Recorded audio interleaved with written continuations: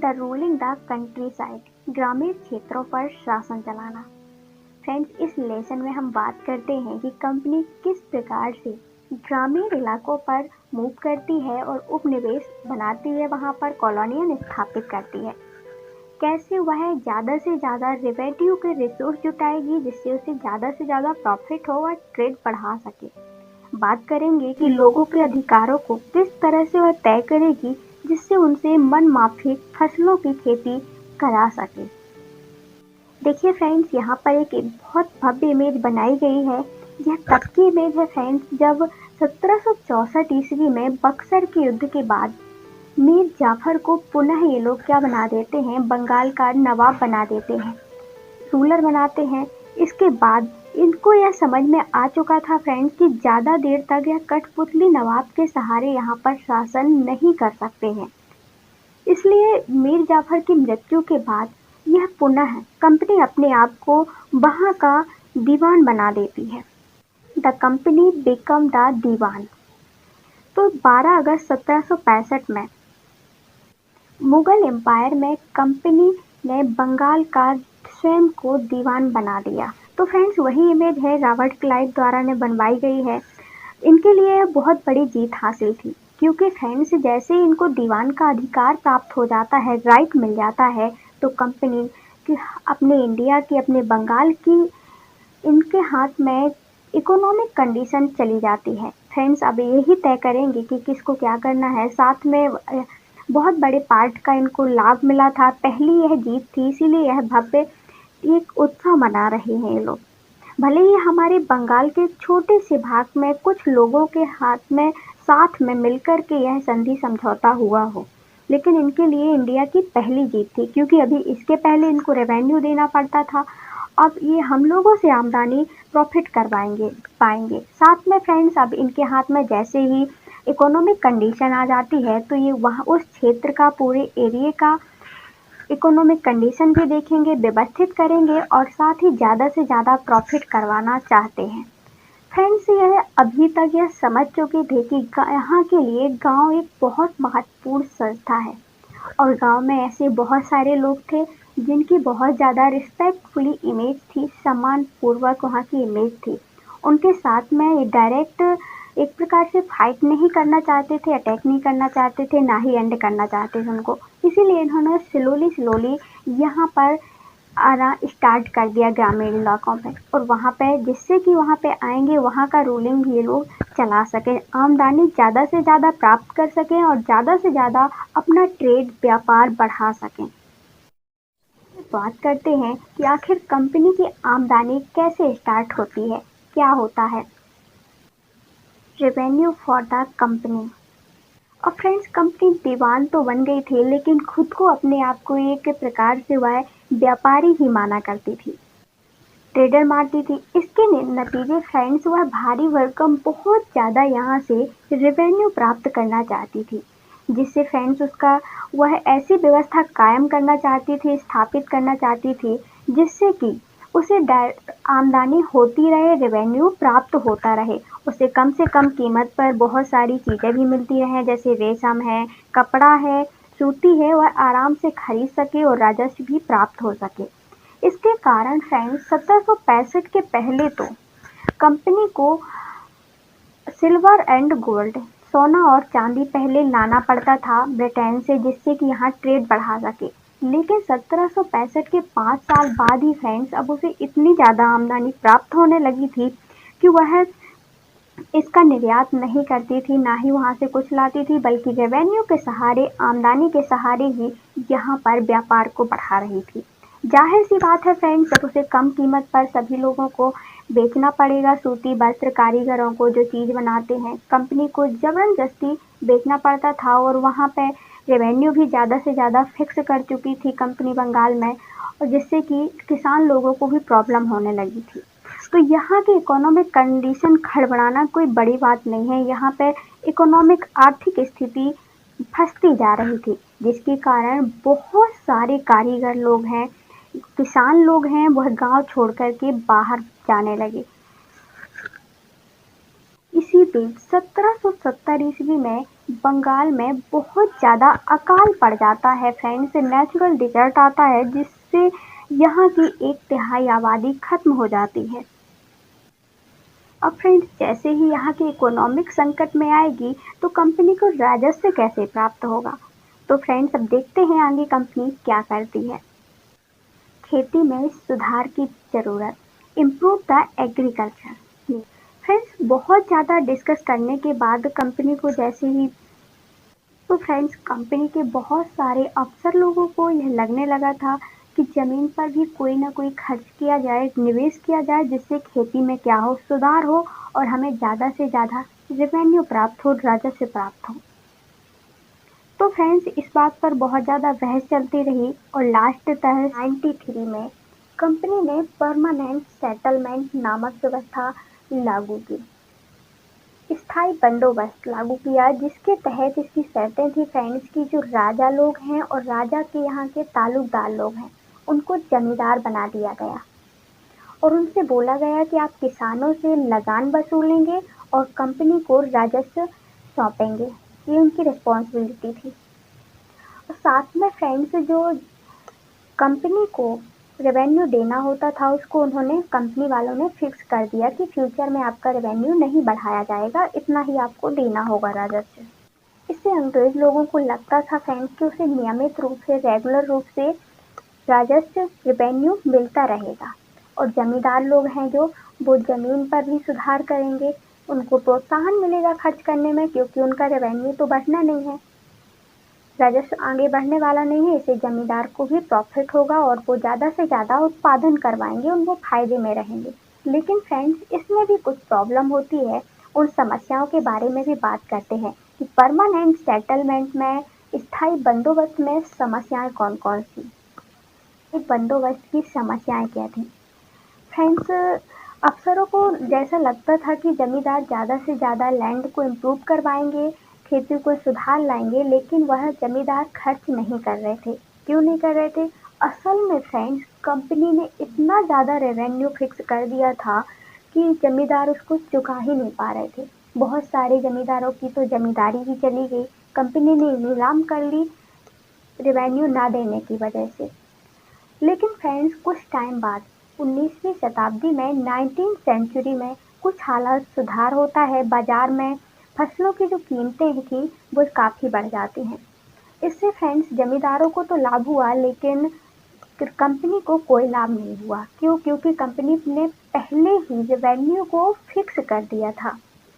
लेकिन अभी भी जमींदार लोग जमीन के बेहतर लाने में कोई दिलचस्पी नहीं जता रहे थे क्योंकि फ्रेंड्स बहुत सारे जमींदारों की तो जमींदारी पहले ही जा चुकी थी और जो कुछ की बची थी तो वह बिना परेशानी के निवेश नहीं करना चाहते थे क्योंकि फ्रेंड्स उन्हें कोई उम्मीद, आमदनी की कोई उम्मीद ही दिखाई नहीं दे रही थी।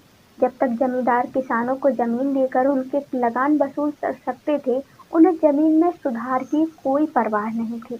दूसरी तरफ किसानों का क्या हाल था, क्या सोचते थे इस स्थायी बंदोबस्त में किसान लोग, चलिए बात करते हैं। तो फ्रेंड्स किसानों को भी यह व्यवस्था बहुत ज़्यादा दमनकारी लगी।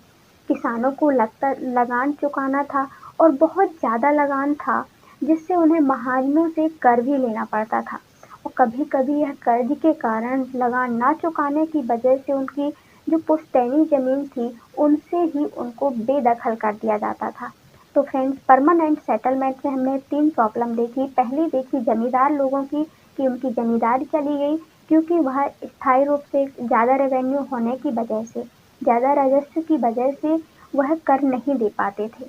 दूसरा हमने देखा 19वीं शताब्दी में जैसे ही किसानों की स्थिति सुधरी तो वो लोग खर्च नहीं करना चाहते थे, लैंड में इम्प्रूव नहीं करना चाहते थे क्योंकि वह बहुत लोगों की तो जमींदारी चली गई थी और कुछ बची थी तो वह बिना निवेश के ही चाहते थे क्योंकि वह फ्यूचर में उन्हें आमदनी नहीं दिखाई दे रही थी।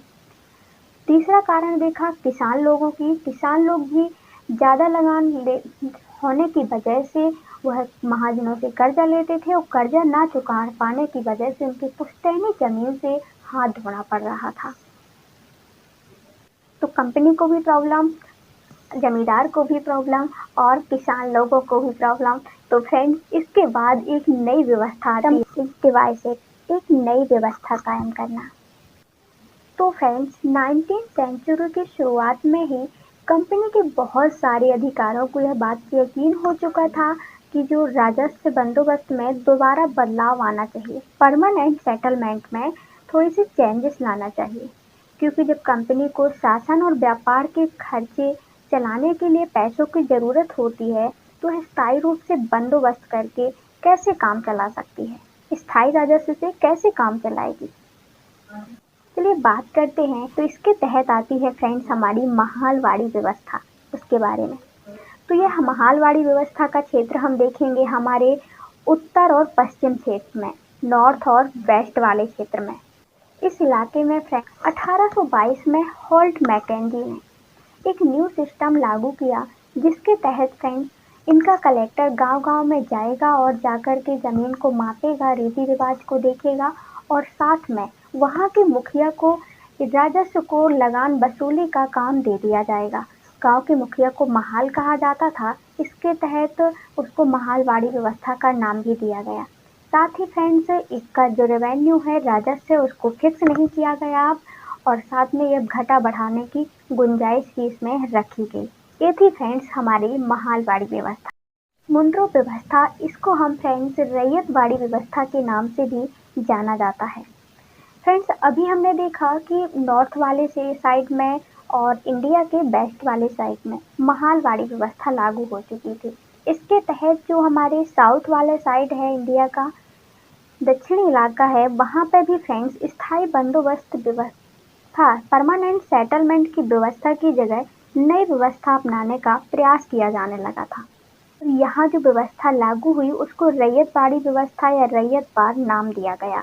मुंड्रो सिस्टम फ्रेंड्स यह टॉमस मुंड्रो और अलेक्जेंडर रीड द्वारा बनाई गई एक व्यवस्था थी राजस्व के लिए। यह हमारे दक्षिण भारत में फैली हुई थी। इसमें किसान स्वयं ही राजस्व देगा कंपनी को।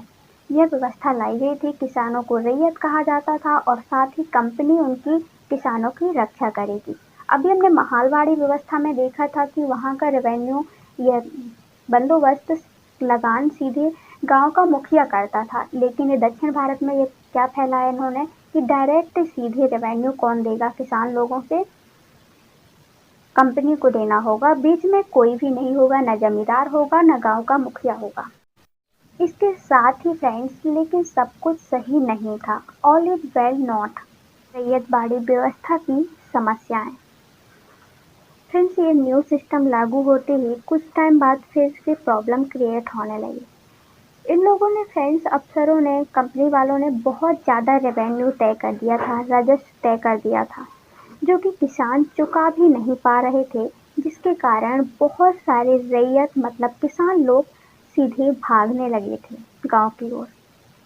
बहुत सारे गांव तो वीरान हो चुके थे, जिसके कारण आशावादी जो अफसर की उम्मीद थी कि नई व्यवस्था लागू होते ही किसान लोग संपन्न और उद्यमशील बन जाएंगे, लेकिन ऐसा कुछ भी नहीं हुआ। ब्रिटेन लोगों को यह महसूस होने लगा, रियलाइज होने लगा कि क्यों ना फ्रेंड्स हम लोग रेवेन्यू के साथ साथ यहाँ पे अपनी यूरोप वाली फसलों को भी उगवा सकते हैं और उनसे भी पैसा कमा सकते हैं, आमदनी प्राप्त कर सकते हैं।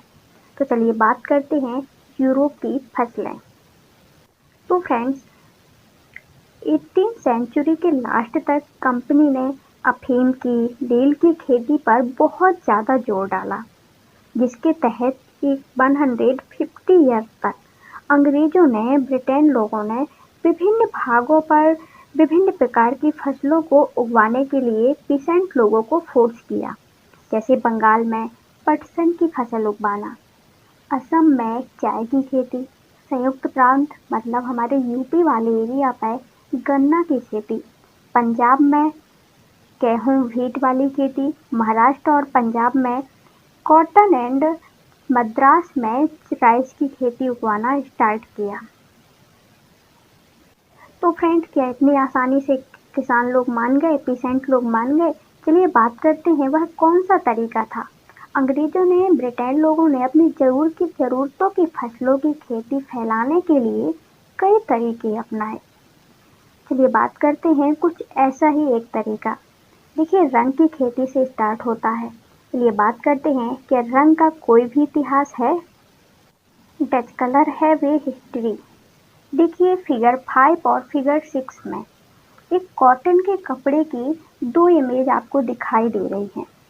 बाईं तरफ जो अपना लेफ्ट साइड है 5 नंबर का चित्र, उस तरफ तस्वीर में, उस इमेज में भारत में आंध्र प्रदेश के बुनकरों द्वारा बनाए गए कलमकारी की आपको छाप दिखाई दे रही है। जो इंडिया में आंध्र प्रदेश वाला इलाका है फ्रेंड्स, वहाँ के बुनकरों द्वारा बनाई गई है। दूसरी तरफ जो फिगर 6 है उसमें ब्रिटेन के प्रसिद्ध कवि, पोएट लोग हैं, कलाकार हैं, विलियम मॉरिस द्वारा बनाए गए हैं फूल जो छपे हुए हैं। दोनों छापों में एक बात समान है, दोनों ही गहरे नीले रंग का प्रयोग किया गया है। इसे नील कहा जाता है। क्या आप जानते हैं कि नील किस तरह से उत्पन्न करवाया गया था, किस प्रकार से इसकी खेती होती थी, फार्मिंग करवाई गई रिसेंट लोगों से। चलिए इन सब के बारे में बात करते हैं। Why the demand for the Indian Indigo, भारतीय नील की मांग क्यों ज्यादा थी? तो फ्रेंड्स, भारत में जो नील का पौधा है वह मुख्य रूप से ट्रॉपिक वाले एरिया, उष्णकटिबंधीय इलाकों में पाया जाता है। 13वीं सेंचुरी में इटली, फ्रांस, ब्रिटेन में कपड़ा रंगने के लिए, क्लॉथ रंगने के लिए फ्रेंड्स भारतीय नील का इस्तेमाल होता था, उपयोग होता। क्या था फ्रेंड, उस समय भारत का जो इंडिगो था, इंडियन इंडिगो था, वो बहुत कम मात्रा में यूरोप के बाजार में पहुंच पाता था, जिसके कारण अब कम पहुंचेगा फ्रेंड्स तो उसकी कीमतें तो हाई लगेंगी, तो बहुत ऊंची कीमत होती थी। इसलिए यूरोपीय कपड़ा उत्पादकों ने बैंगनी और नीले रंग बनाने के लिए एक और बोर्ड नामक पौधा पर उन्हें निर्भर रहना पड़ता था, क्योंकि ये महंगा मिलता है और कम मात्रा में पहुंचता है। तो दूसरा स्रोत क्या था उनका? बोर्ड। बोर्ड क्या था? एक पौधा था नील की तरह ही, लेकिन इससे अच्छा नील नहीं आता था। फ्रेंड्स, यह बोर्ड नामक पौधा शीतोष्ण कटिबंधीय क्षेत्र पर मिलता था। उत्तरी इटली, दक्षिणी फ्रांस व जर्मनी, ब्रिटेन के कई हिस्सों में यह पौधा उगता था। नील के साथ इसकी प्रतिस्पर्धा, कंपटीशन लेकिन नहीं हो पाती थी, क्योंकि इससे परेशान होकर जब नील से और बोर्ड से कंपटीशन किया गया फ्रेंड्स, तो इससे परेशान होकर इसके उत्पादकों ने अपनी सरकार पर फोर्स किया कि वह नील के आयात पर पाबंदी लगा दें, क्योंकि यहाँ जहाँ नील जाता था फ्रेंड्स तो कपड़ा रंगने वाले आगे नील को खरीद लेते थे, इसको खरीदते ही नहीं थे, तो वो लोग परेशान थे वहाँ पे लोग। इसीलिए उन्होंने इसके पर दबाव डाला अपनी गवर्नमेंट पर कि आप इस पर कोई नहीं खरीदेगा नील को और यहाँ पर नहीं आएगा नील। मगर फ्रेंड्स, प्रॉब्लम ये थी कि जो कपड़ा रंगने वाले लोग थे उन्हें नील सबसे ज़्यादा पसंद था, क्योंकि नील से बहुत चमकदार नीला रंग मिलता था, जबकि बोर्ड से मिलने वाला रंग था वो बेजान होता था, फीका होता था। इसीलिए 17वीं सेंचुरी आते आते जो यूरोपीय क्लॉथ उत्पादक थे उन्होंने नील में लगी आयात की पाबंदी को ढील देने के लिए अपनी सरकार को राजी कर लिया कि थोड़ी थोड़ी नील का उत्पादन आयात होता जाना चाहिए। और फिर क्या था, कैरिबियन के एक द्वीप समूह में स्थित सेंट डोमिंगो में, फ्रांसीसी में भी नील का उत्पादन स्टार्ट किया। ब्राजील के पुर्तगालियों ने, जैमोको में ब्रिटिश और वेनेजुएला में स्पेनिश लोगों ने भी नील की खेती करना स्टार्ट कर दिया। उत्तरी अमेरिका के भी बहुत सारे भागों में नील के बागान सामने आ गए थे, लगाए जाने लगे थे।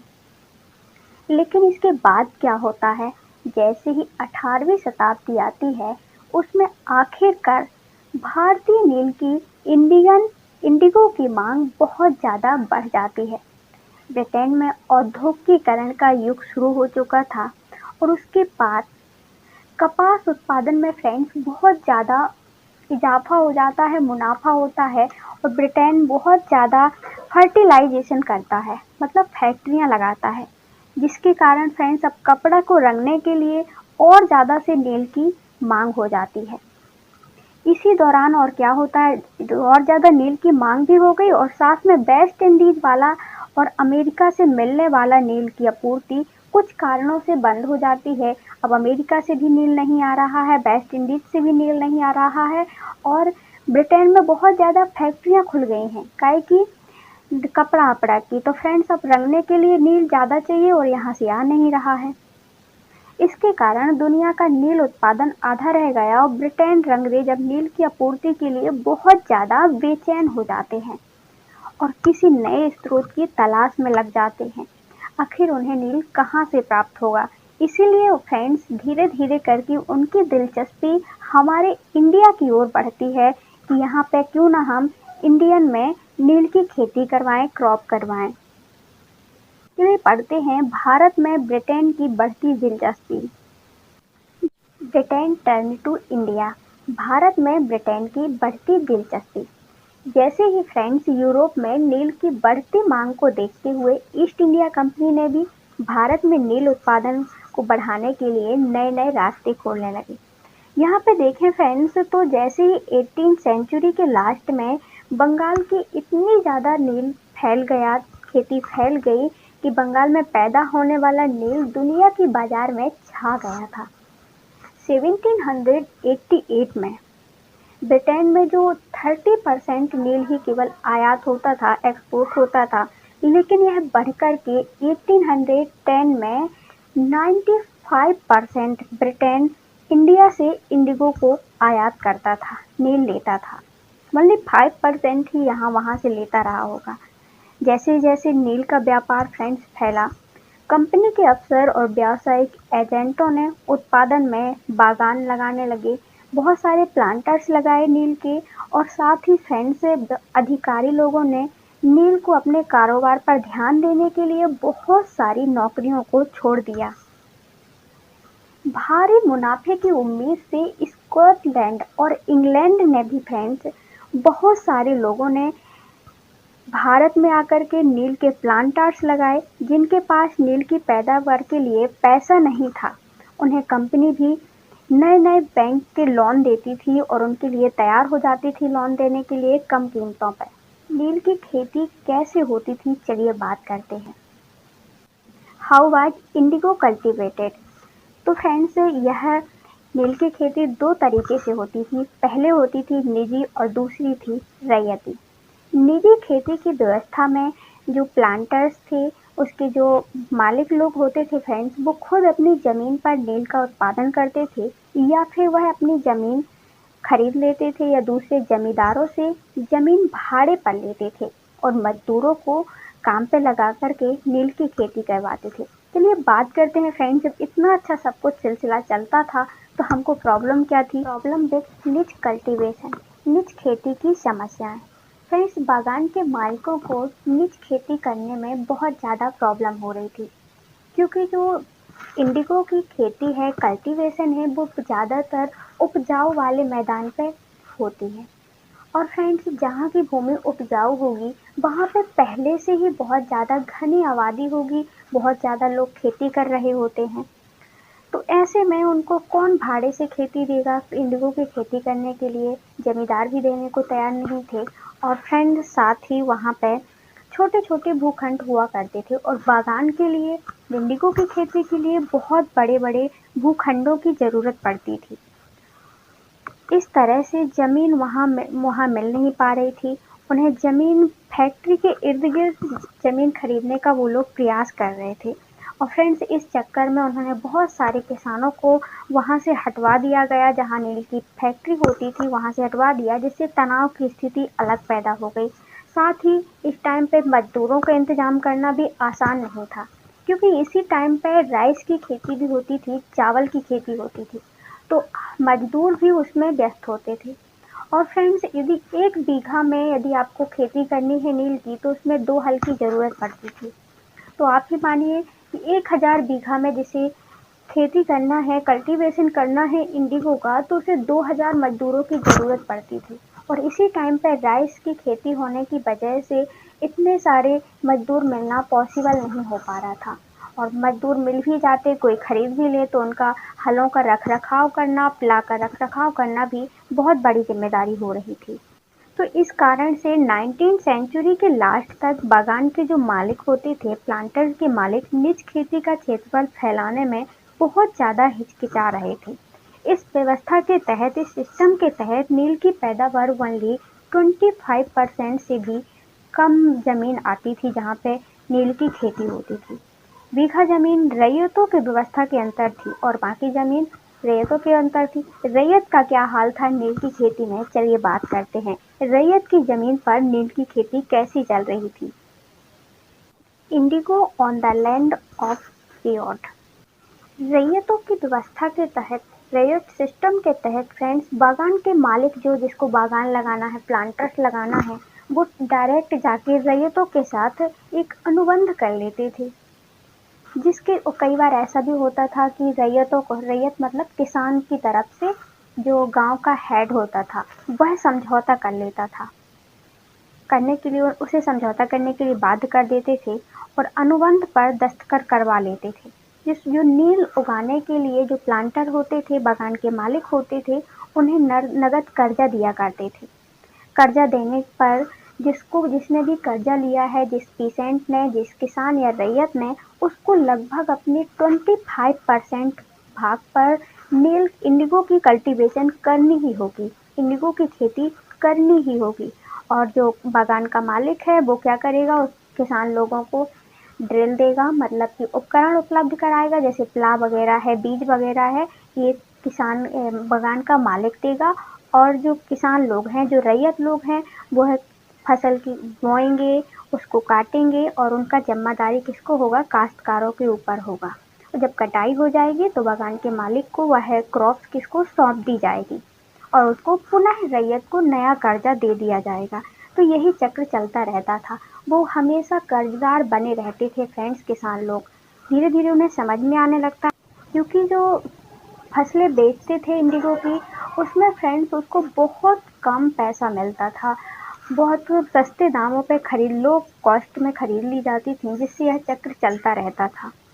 यह व्यवस्था पहले तो किसानों को अच्छी लगती थी, क्योंकि उन्हें लगता था कि बीज भी यही देंगे, कर्ज भी यही देंगे, प्लाव वगैरह उपलब्ध यही करवा लेंगे, हमें सिर्फ फसल को देखना है। लेकिन बाद में इन्हें बहुत सारी समस्याओं का सामना करना पड़ा, जैसे इनका बहुत सस्ते दामों पर इनकी खेती इंडिगो को बेचना पड़ता था, फोर्स करते थे। साथ में अब जहाँ पे ये लोग नील की खेती करते थे, तो नील की प्रॉब्लम ये थी कि इतनी बड़ी जड़ें होती थी कि मिट्टी की सारी एनर्जी या उर्वरक शक्ति ये छीन लेती थी, जिससे कि वहाँ पे दोबारा राइस की खेती या धान की खेती नहीं कराई जा सकती थी।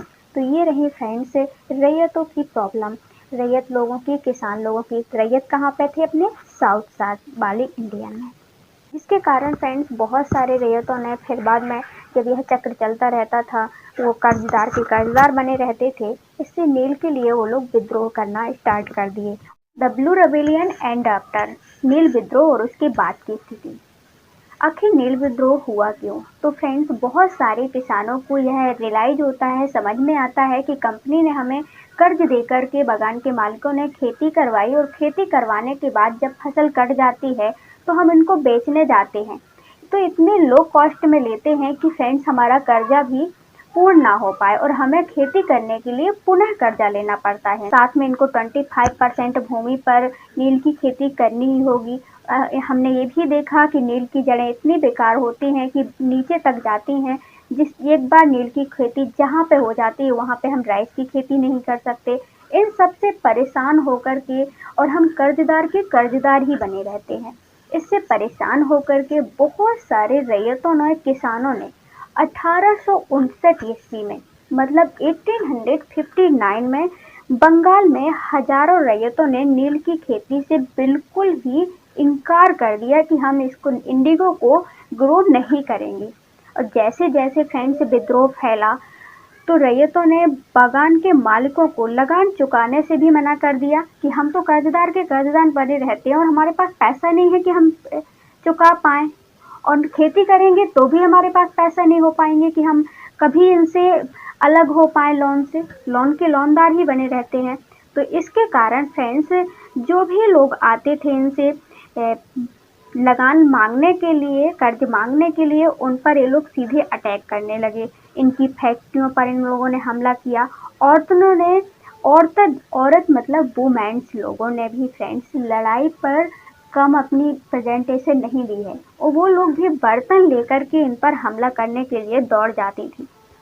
उन लोगों को समाज से बहिष्कार कर दिया जाता था फ्रेंड्स, मतलब उनको समाज से हटा दिया जाता था जो लोग बगान के मालिकों का काम करते थे। रैयत मतलब किसान, साउथ वाले किसान लोगों ने तो सीधे कसम ही खा ली थी कि बागान के मालिकों से ना तो हम कर्जा लेंगे, ना ही इनकी खेती करेंगे, और ना ही इनके लाठियाधारी गुंडों से हम डरेंगे। आखिर नील के किसान जो लोग थे वो चुप बैठने को तैयार ही नहीं थे। वो इतनी ज्यादा ताकत के साथ बगावत कर रहे थे। आखिर फ्रेंड्स ये लोग तो दबे हुए थे, तो इनमें कैसे इतनी ताकत आई? शक ही नहीं है फ्रेंड्स कि दबे लोग कभी विद्रोह नहीं कर सकते। कोई ना कोई तो उनका सपोर्टर रहा होगा। तो फ्रेंड्स जो जमींदार लोग थे, जो 1859 में बागान के मालिक ने सीधे जबरदस्ती उनसे क्या करवाया था, हेडमैन से दस्तखत करवाए थे कि अपने इलाके पे आप क्या करवाइए, नील की कृषि करवाइए। तो कहीं ना कहीं वो इन लोगों का क्या कर रहे थे, सामना कर रहे थे और इनको सपोर्ट कर रहे थे। और साथ में बागान के मालिकों को लगता था कि अंग्रेज लोग हमारा क्या करेंगे, सपोर्ट करेंगे, क्योंकि हम तो कंपनी को ही बढ़ा रहे हैं। लेकिन 1857 में 2 साल पहले ही एक रिवॉल्ट हुआ था। 1857 की क्रांति हुई थी, जिससे अंग्रेज सरकार भी क्या थी, डरी हुई थी। इसके कारण जल्दी ही फ्रेंच लेफ्टिनेंट गवर्नर 1859 में सर्दियों के इलाके में सीधे दौरा करने देखने के लिए आए कि क्या परेशानी है। रैयतों को लगा सरकार की दुर्दशा से परेशान होकर मजिस्ट्रेट एसएल ईडन ने नोटिस जारी किया और कहा कि रैयतों को नील के अनुबंध मानने को मजबूर नहीं किया जाएगा। लेकिन इन लोगों को सबको क्या लगा, यहाँ वाले लोगों को, किसान लोगों को लगा कि यह नोटिस कर दिया गया है कि यहाँ पे कोई नील की खेती नहीं होगी, विक्टोरिया महारानी मान चुकी हैं। और फ्रेंड्स ईस्टर्न किसानों को शांत करने के लिए यह विस्फोटक स्थिति को नियंत्रित करने की कोशिश कर रहे थे वो लोग, क्योंकि बंद तो नहीं किया। नोटिस क्या आया है कि आप जबरदस्ती नहीं करेंगे, अनुबंध नहीं करेंगे, ये नहीं कहा गया कि नील की खेती नहीं करवाई जाएगी। और जैसे ही विद्रोह फैला फ्रेंड्स, यहाँ के पढ़े लिखे लोग जैसे कलकत्ता जैसे लोगों के, उन्होंने भी रैयतों की दुर्दशा, बागान मालिकों की जोर जबरदस्ती और अत्याचारी के बारे में खूब पत्र लिखे। इतनी आसानी से शांत नहीं हुई थी यह बगावत। इनके लिए फ्रेंड्स मालिकों को रक्षा के लिए नील उत्पादनों की परेशान होकर के आर्मी भी बुलानी पड़ी। इस बगावत से परेशान होकर के बागान के मालिकों का उत्पादन, नील का उत्पादन पूर्ण रूप से धराशायी हो गया। बागान के मालिक अब मूव करने लगे कहाँ पर फ्रेंड्स, ज़्यादातर ध्यान देने लगे वो लोग बिहार पर। और 19वीं सेंचुरी के लास्ट में कृत्रिम रंगों का सीधे निर्माण होने लगा कि लोग खुद रंग बनाएंगे दूसरे प्रकार से। इससे उनका व्यवसाय भी बुरी तरह से प्रभावित हुआ था। इस कारण से फिर भी वे उत्पादन फैलाने में सफल रहे। जब महात्मा गांधी दक्षिण अफ्रीका से लौट रहे थे तो इसके बाद बिहार में उन्होंने चंपारण आंदोलन किया था, क्योंकि यहाँ के किसान ने महात्मा गांधी को सारी चीज़ें बताई थी। और महात्मा गांधी जैसे ही दौरा पर आए तो 1917 में एक चंपारण आंदोलन हुआ था बिहार में, जिससे कि पूर्ण रूप से नील का बहिष्कार कर दिया गया। लोगों का कहना था फ्रेंड्स, भीख मांग लूंगा परंतु नील नहीं उगाऊंगा। चांदपुर के थाना हरदी के एक नील काश्तकार हाजी मुल्ला से मंगलवार 5 जून 1860 को नील आयोग के सदस्य से बात की। हाजी मुल्ला ने कुछ सवालों का जवाब इस तरह से दिए। देखिए, डब्ल्यू एस सीटनकार नील आयोग के अध्यक्ष थे। क्या अब तुम नील की खेती के लिए तैयार हो? अगर नहीं तो किस तरह की शर्तों पर खेती करना चाहोगे ये बताओ। हाजी मुल्ला जी कहते हैं, मैं नील उगाने को तैयार नहीं हूँ। मुझे नहीं पता कि कोई नई शर्तें मुझे संतुष्ट कर सकती हैं या नहीं कर सकती हैं। श्री साले बोलते हैं, क्या तुम 1 रुपया प्रति बंडल की कीमत पर भी खेती नहीं करना चाहते? हाजी मुल्ला नहीं बोलते हैं, नहीं, मैं नहीं करूंगा। नील उगाने की बजाय कहीं और चला जाऊंगा, भीख मांग लूंगा, परंतु नील नहीं उगाऊंगा। चलिए फ्रेंड्स, इस लेसन का क्विक रिवीजन करते हैं। Ruling the country side. Friends, हमने देखा कि 12 अगस्त 1765 को कंपनी को दीवान का राइट मिल जाता है, अधिकार मिल जाता है। कंपनी के हाथ में इंडिया की फाइनेंशियल कंडीशन उसके हाथ में चली जाती है और वो अपने हिसाब से यहाँ पर मैनेज करना चाहती है। फिर हमने देखा कि कंपनी को किस प्रकार से आमदनी प्राप्त होती है, रेवेन्यू फॉर द कंपनी। तो हम देखते हैं कि कंपनी दीवान तो बन चुकी थी, लेकिन अभी भी अपने आप को एक ट्रेडर ही मानती है और वो ज़्यादा से ज़्यादा लार्ज रेवेन्यू इनकम प्राप्त करना चाहती है। इसके लिए फ्रेंड्स वह एक सिस्टम रेगुलर रेवेन्यू प्राप्त होता रहे, इसके लिए एक सिस्टम असेसमेंट करना चाहती है। इसके साथ ही फ्रेंड्स 1765 के पहले उसे गोल्ड और सिल्वर एक्सपोर्ट करके लाना पड़ता था इंग्लैंड से, लेकिन फ्रेंड्स इसके बाद ही अब उसे कुछ भी लाना की जरूरत नहीं होती है। वह यहीं से हाई रेवेन्यू के द्वारा सारा ट्रेड, सारा व्यापार चलाती रहती है। बंगाल, इसके कारण बंगाल की इकोनॉमी कंडीशन बहुत ज़्यादा डीप क्राइसिस हो जाती है, बहुत ज़्यादा गिर जाती है और किसान, कारीगर सभी लोग गांव छोड़कर के भागने लगते हैं। इसी बीच 1770 में फ्रेंड्स बहुत ज़्यादा अकाल भी पड़ जाता है, जिससे बंगाल की 1/3 जनसंख्या फ्रेंड्स समाप्त हो जाती है। इसलिए फ्रेंड्स उसे रेवेन्यू भी कम प्राप्त होता है। अब वह रेवेन्यू प्राप्त करने के लिए यहाँ की खेती को, एग्रीकल्चर को इम्प्रूव करना चाहती है। इसके तहत फ्रेंड्स कॉर्नवालिस ने 1793 ईस्वी में परमानेंट सेटलमेंट एक सिस्टम लेके आती है, जिसके तहत राजा और राजा के तालुकदार को जमींदार बना दिया जाता है। जमींदार लगान वसूल करेगा और खेती को सुधार करेगा और फिर बाद में लगान वसूल करके कंपनी को देगा और कंपनी रेवेन्यू पहले से ही फिक्स कर दी और इसके साथ ही फ्यूचर में नहीं बढ़ाया जाएगा, जिससे कि जमीन पर सुधार आ सके। अब इसमें प्रॉब्लम ये होती है फ्रेंड्स कि जो जमींदार हैं वह सॉइल को ज़्यादा से ज़्यादा को एक्शन नहीं लेते हैं, उस पर सुधार नहीं करते हैं और जमींदार पे भी नहीं कर पाते हैं। इतना हाई रेवेन्यू होता है कंपनी को, जिससे कि जमींदारी उनकी चली जाती है, कंपनी नीलाम कर लेती। इसके बाद एक न्यू सिस्टम आता है फ्रेंड्स, जिसके तहत कंपनी नॉर्थ साइड एक महालवाड़ी प्रथा एस्टेब्लिश करती है 1822 में हॉल्ट मैकेंजी द्वारा, जिसमें गांव का मुखिया रेवेन्यू को लगान लेगा और कंपनी को। इसके साथ दक्षिण भारत में एक जो व्यवस्था एस्टेब्लिश होती है उसको मोनरो सिस्टम भी कहते हैं, मतलब रैयतवाड़ी व्यवस्था के नाम से जानी जाती है। इसके तहत अलेक्जेंडर रीड और मोनरो ने इस सिस्टम को डेवलप किया था, जिसमें किसान स्वयं लगान देगा, कंपनी को कोई जमींदार और हेड नहीं होगा। इसके बाद भी हमने देखा फ्रेंड्स कि बहुत ज़्यादा हाई रेवेन्यू होने की वजह से यह व्यवस्था भी ऑल इज वेल नॉट रहता है। फिर बाद में फ्रेंड्स कंपनी सोचती है कि क्यों ना हम लगान के साथ साथ, रेवेन्यू के साथ साथ यहाँ की फसलों को अपने तरीके से करा करके और ज़्यादा पैसा प्राप्त कर सकते हैं। जैसे ब्रिटिश ने अफीम की खेती करवाना, इंडिगो की खेती करवाना अपने इंडिया में, जूट की, टी की, शुगर कैन की, भीट की, कॉटन की, राइस की, अलग अलग जियोग्राफिकल स्थिति के अनुसार। फिर बाद में हमने बात की फ्रेंड्स कि Britain turn to India, India की ओर भारत की ओर ब्रिटेन की बढ़ती दिलचस्पी इंडिगो करवाने के लिए। फ्रेंड्स हमने देखा कि 1810 ईस्वी के तकरीबन बहुत ज़्यादा फर्टिलाइजेशन हो जाने के कारण ब्रिटेन में नील की बहुत ज़्यादा डिमांड हो जाती है, जिसके तहत इतना ज़्यादा मुनाफा प्राप्त होता है इनसे नील से फ्रेंड्स की यहाँ पे बहुत सारे अफसर अपना काम धंधा छोड़ करके यहाँ प्लांटर लगाने के लिए आए हुए थे और इंडिगो में इन्वेस्ट करते हैं।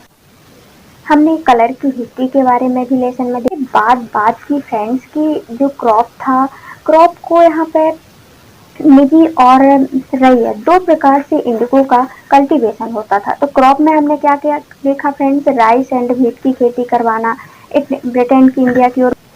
कलर की हिस्ट्री के बारे में देखा निजी और रियोट पर कल्टीवेशन करवाना नील की, ये भी हमने देखा। निजी में जमींदार के में रूप में बागान का मालिक स्वयं होता था। रियोट में फोर्स किया जाता था उनको इंडिगो की खेती करने के लिए। एक अनुबंध के तहत दस्तखत करवा दिया जाता था और कर्जा दिया जाता था। बागान के मालिक कर्जा देते थे, ड्रिल देते थे, बीज देते थे और साथ में उनको 25% में भूमि पर, जो अच्छी भूमि हो उस पर कल्टीवेशन करना। साथ में मजदूर भी बहुत ज्यादा लगते थे नील की कृषि के लिए। और जहाँ एक बार नील की खेती हो जाती थी वहाँ पर राइस की खेती नहीं होती थी, धान की खेती नहीं होती थी, क्योंकि नील की जड़ें बहुत ज्यादा उर्वरक शक्ति सोख लेती थी जमीन की। इसके बाद बात करते हैं फ्रेंड्स, इस सब से परेशान होकर के इंडिगो के प्लांटर और किसानों ने इंडिगो के लिए ग्रो कट बना। 1859 में रेवेलियन होती है, ब्लू रेवेलियन, नील विद्रोह होता है, जिसमें हमने देखा कि नील की खेती से उन्हें फ्रेंड्स कोई फायदा नहीं होता है। वो कर्जदार के कर्जदार बने रहते हैं। बहुत कम रेट में नील को लोग बेचते थे, लेते थे। इसके साथ ही हमने देखा जैसे ही ब्लू रेवेलियन में नील के लोग मालिक होते थे, वो जैसे ही इनसे लगान वसूलने के आते थे उन पर सीधे अटैक बोलने लगे कि एडवांस भी नहीं देंगे, आप पर अटैक करेंगे और हम बिल्कुल नील की खेती नहीं करेंगे। इस लेसन ये रहा हमारा लेसन। प्लीज हमारी मेहनत के लिए लाइक सब्सक्राइब करना बिल्कुल ना भूलें। Thanks for watching.